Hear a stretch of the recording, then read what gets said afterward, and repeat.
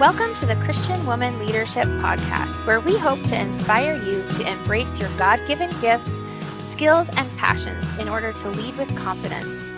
We want you to remember that you are fearfully and wonderfully made in the image of God, and you are fully loved by Him.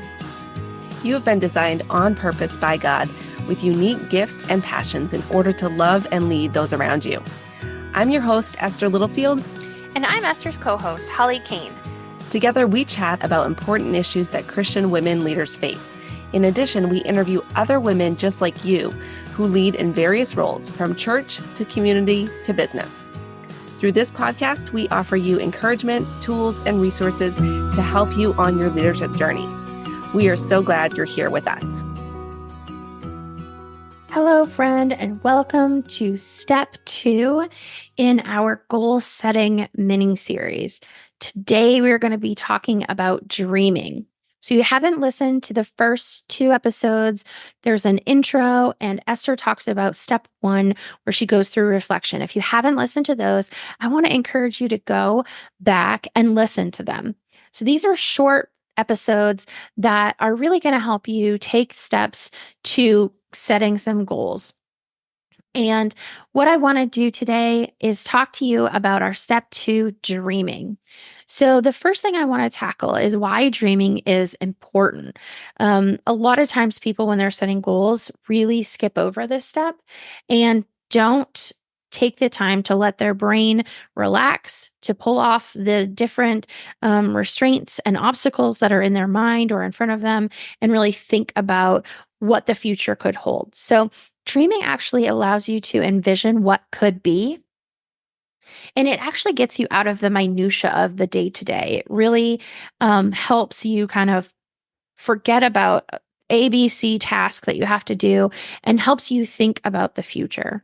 It helps you rekindle some hope.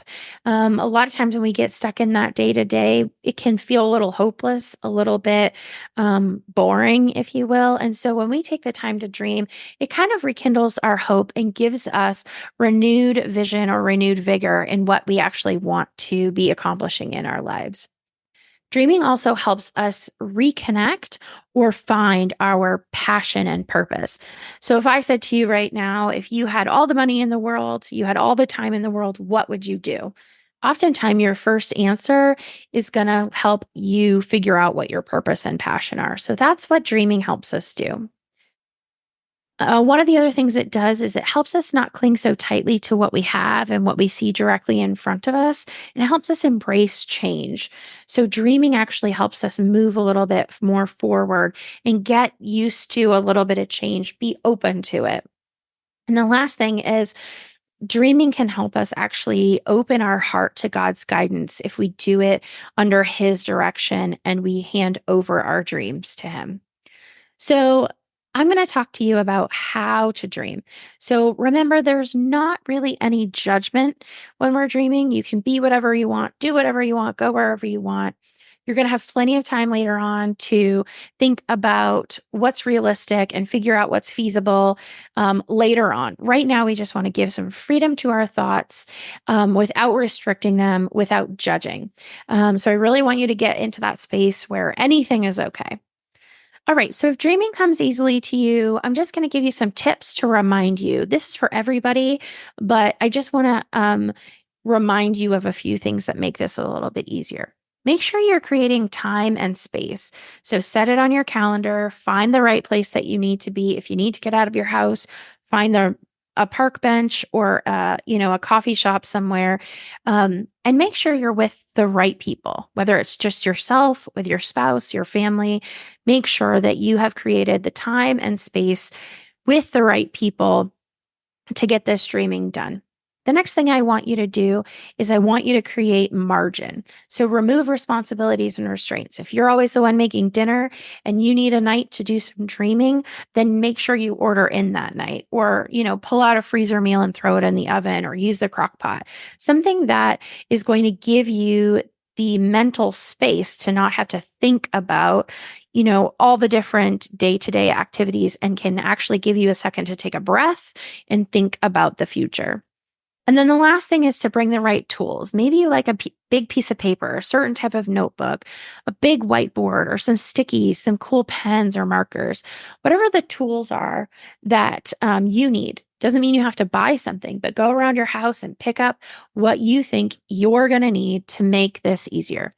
The goal is to create a space, an environment where you can throw everything off your mind, take the weights, the obstacles away, and give your brain some breathing space and breathing time to think. All right, if dreaming is a little bit harder for you, I'm going to walk you through some steps that I feel are super important to actually help you to get to the point of dreaming. So, all the things that I mentioned before are still important for you to remember: the time, the space, the margin, the tools, all of those are important for you, but I'm going to give you some guidance. So, what we're going to do is we're going to use the 8 categories from the Wheel of Life.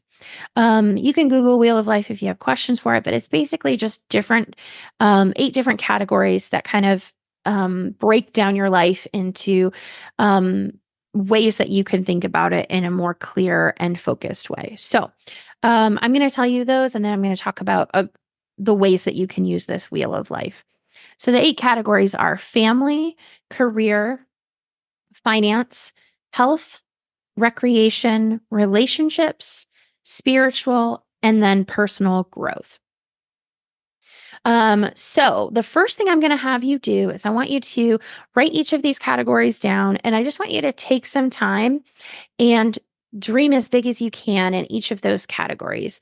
You want to, again, this is no judgment, no restraints, no limits. If you could have as much money, as much time, as much space, as much whatever, what would that specific category look like? You can also ask yourself time questions like, what does this category look like in 1 year, 5 years, 10 years?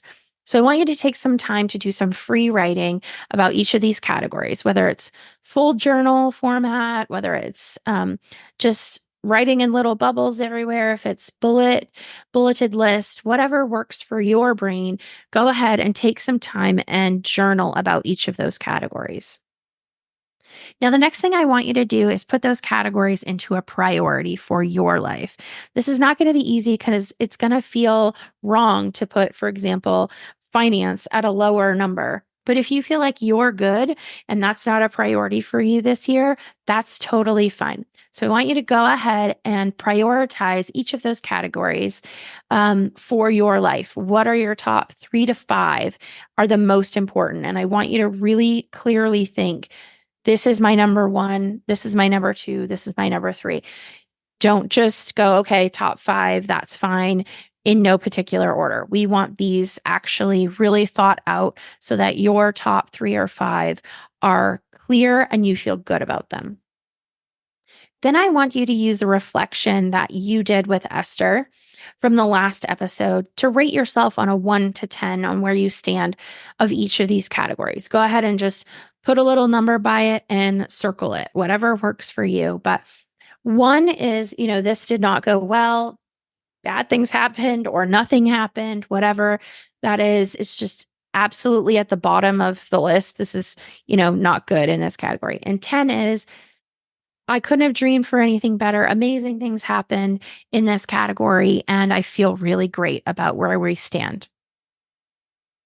Now, after you've done that rating, I want you to go by each category, and I want you to write 2 to 3 items in each category that you would like to do this year that's going to help move that rating up a little bit, even if it's just a little bit or even if it's a lot. 1 to 2 items. And I'm just going to give you a quick example. So let's say finances are not great this year. So 1 to 2 things, a couple of things that I want to do in this category is I want to be really good about saving. So, okay, I want to save more this year. These don't have to be perfect. They just need to literally say, I want to save more this year. Or, I want a side hustle so I can earn a little bit more cash. Or I want to pay down these few debts or I want to pay off this specific thing this year. Those are things that when you look back at the end of the year is actually going to boost that rating. So go ahead and do that for the for all 8 categories, have a couple different things in each one that you feel like would move that rating up. All right, so now we're going to move from the wheel of life onto the last part of this, and that is to create a vision. So, the last exercise, you're going to be a little bit more succinct as you are moving into this. We're going to take into consideration the priorities that you've decided for your life, and you're going to take into consideration as well those 1 or 2 items that you wrote in those categories. So, I'm going to give you an example of what I'm not talking about. This is not, I'm going to tell you it, this is not the vision that we're looking for. So here's an example of a vision that I don't want you to write. My personal vision is to live a life of balance and harmony where I'm able to pursue my passions while prioritizing my physical, emotional, and spiritual health. I will work towards creating a lifestyle that allows me to thrive in all areas of my life. So the reason that doesn't work is because it's not specific, it's way too vague, and it doesn't really help me understand what I need to do when I wake up every morning. It's a great sentiment. And yeah, I probably can agree with all of the things that are in that, but it's not going to work to actually move me forward in what I want to do. So the goal here is to create a vivid vision that's going to stick. And this is, you're going to listen to this and you're going to go, that's written so poorly. That's not the point here. We're not looking for well written. We're looking for specific, clear, and narrowed down. So I'm going to pick my top 3 and I'm going to make a vision, and it's going to sound like this. In the next year, I would like to focus on my family, career, and personal development. I would like my family to get more rest and downtime by going on vacations and weekend trips. I would like our family to do more volunteering and spending time contributing to our community. I would like our family to do more home projects together. I would like to get a promotion and get given more projects this year. I would like to achieve this certain award at work. Lastly, I would like to read more books, take a few courses, and start journaling. Okay, does that make sense?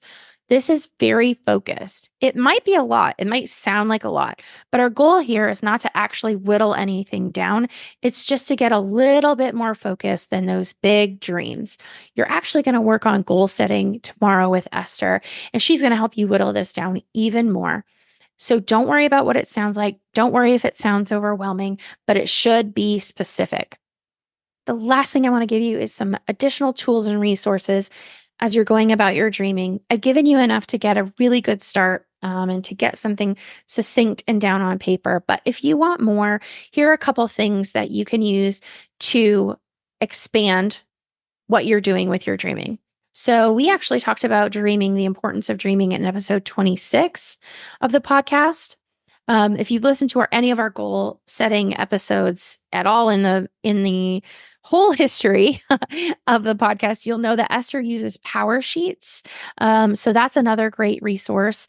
We actually also we had Payne on our podcast a while ago, and she has something called a bucket list tutorial. We'll link in the show notes. All right, so that was dreaming for today. I hope that I inspired you to take a few minutes to yourself and create some dreams and visions for the next year. Thanks for joining us on the Christian Women Leadership Podcast. Do you want to become a more confident leader? Then make sure to grab the Confident Leader Manifesto. This is a resource that Holly and I developed just for you, and I share all about it in episode 6, Leading with Confidence. You can get the manifesto for yourself at estherlittlefield.com/confident. And that's confident with a T. Now don't forget, your leadership matters, and it's time for you to embrace your gifts and lead with confidence.